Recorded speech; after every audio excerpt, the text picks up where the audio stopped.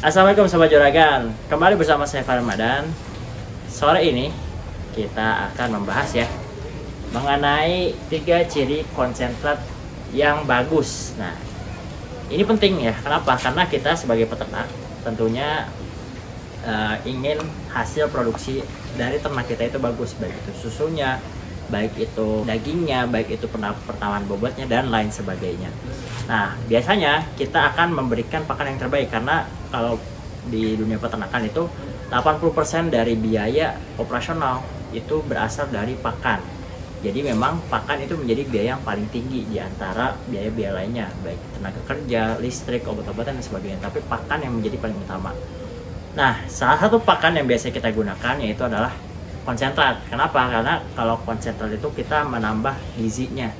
Apalagi untuk penggemukan, kalau kita mau mengejar waktu yang singkat agar perputaran juga lebih cepat, itu biasanya kita menambah konsentrat untuk mempercepat dan juga memaksimalkan pertambahan bobot badan dari sapinya gitu. Nah, makanya ini kan sekarang banyak ya konsentrat yang beredar di pasaran gitu. Jadi jangan sampai salah pilih, apalagi konsentrat ini biasanya yang harganya paling mahal ya, maksudnya biayanya lebih mahal dibandingkan kalau misalkan kita pakai rumput, tambahan dan sebagainya atau hijauan-hijauan. Makanya ini jadi sangat penting untuk mengetahui, untuk tahu ya teman-teman, biar tahu gimana sih cara menentukan konsentrat yang bagus apa enggak. Oke, yang pertama yaitu adalah dia memiliki kandungan nutrisi yang lengkap ya. Ini seperti contohnya ini punya Kanang Juragan ya, kita susun sendiri ya. Nah, ini kita susun dari berbagai macam komposisi ya, yaitu yang pasti dia harus pertama memiliki sumber proteinnya. Pertama lihat protein kasarnya. Kalau untuk penggemukan SNI itu minimal dia di 12% ya, 12% untuk protein kasarnya. Jadi jangan sampai konsentrat oke beli murah gitu konsentrat, tapi ternyata proteinnya tuh rendah banget. Nah, sedangkan sapi itu kalau misalkan di bawah 10%, jangan-jangan itu konsentrat itu dia hanya untuk memenuhi kebutuhan hidupnya aja, nggak bisa gemuk gitu. Jadi cuma ya udah yang penting dia hidup, tapi dia nggak bisa gemuk gitu. Itu pertama protein kasar. Nah, biasanya kalau untuk protein kita ada beberapa sumber ya, misalkan kita pakai bungkil sawit, bungkil kopra, terus juga ada CGF ya, walaupun CGF juga dia sumber energi tapi proteinnya cukup tinggi. Terus biasanya kalau misalkan untuk campuran konsentrat basa saat pemberian itu kita tambah juga ampas tahu ya. Ampas tahu ini dia punya kadar protein yang tinggi juga. Nah, selain protein kasar yang perlu diperhatikan itu ada 2 lagi ya. Pertama lemak kasar dan abunya. Nah, itu kalau tadi konsentrat itu berdasarkan protein kasarnya itu minimal 12%. Kalau abu sama lemak ini dia ada maksimalnya. Jadi kalau lemak kasar itu dia maksimalnya 7%, nggak boleh terlalu banyak.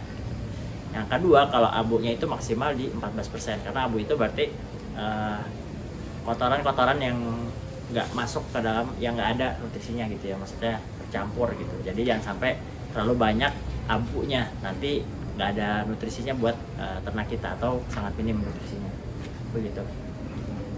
Itu yang pertama, teman-teman harus memperhatikan nutrisinya ya, itu harus lengkap, mulai dari protein kasarnya, terus lemaknya juga nggak boleh terlalu banyak, dan abunya juga. Terus juga ada sumber karbohidratnya seperti kita pakai onggok dan sebagainya macamnya. Oke, yang kedua ciri konsentrat yang bagus adalah dia palatabilitasnya baik. Apa sih palatabilitas? Yaitu adalah kesukaan ternak. Jadi maksudnya doyan apa enggak nih ternak sama konsentrat yang kita punya gitu. Jangan sampai udah kadar proteinnya bagus, harganya oke, tapi ternyata hewannya nggak suka, itu kan sama aja bohong ya gitu. Jadi nanti dia makannya nggak banyak, hasilnya juga nggak maksimal. Nah, biasanya kalau yang yang bagus-bagus itu palatabilitasnya beberapa bahan, misalkan seperti dedak atau polar, itu biasanya mereka digunakan untuk mengajarin sapi makan konsentrat. Biasanya kan ada sapi yang belum makan konsentrat, hanya hijauan, itu biasanya dikenalinya pakai dedak atau juga polar, karena mereka tingkat palatabilitas atau kedoyanan ternaknya itu tinggi banget. Jadi ternak tuh doyan banget sama dedak ataupun juga polar. Atau yang kedua juga bisa ditambah molasses ya teman-teman ya, karena molasses itu rasanya manis.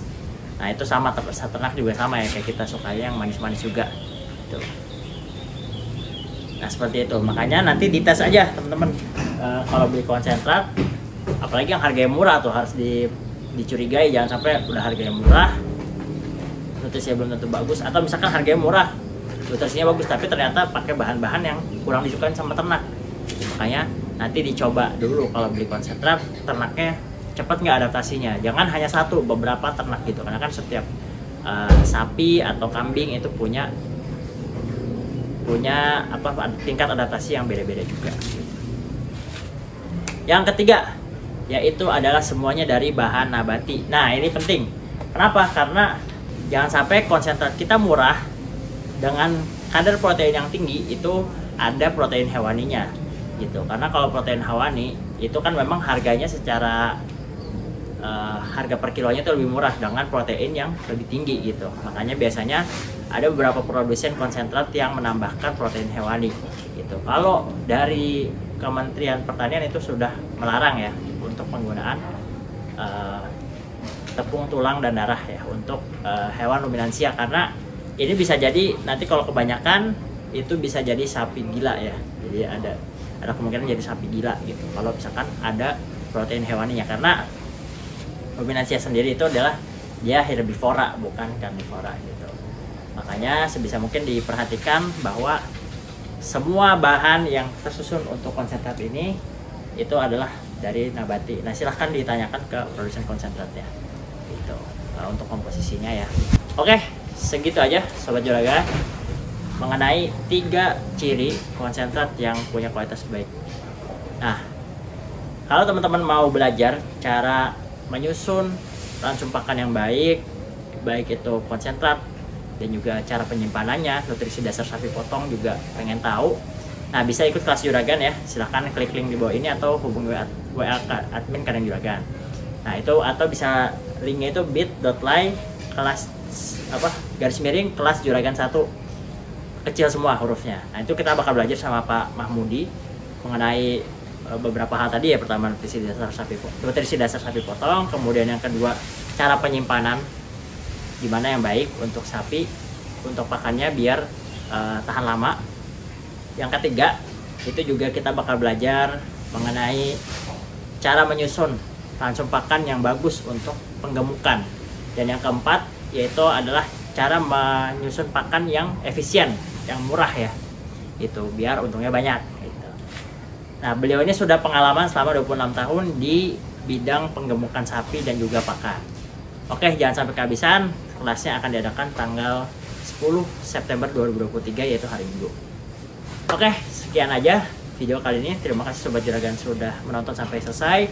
Sampai jumpa pada video-video berikutnya. Jangan lupa klik like pada video ini dan subscribe channel Kandang Juragan. Kalau teman-teman punya pertanyaan atau request konten silahkan komen aja di bawah. Assalamualaikum warahmatullahi wabarakatuh.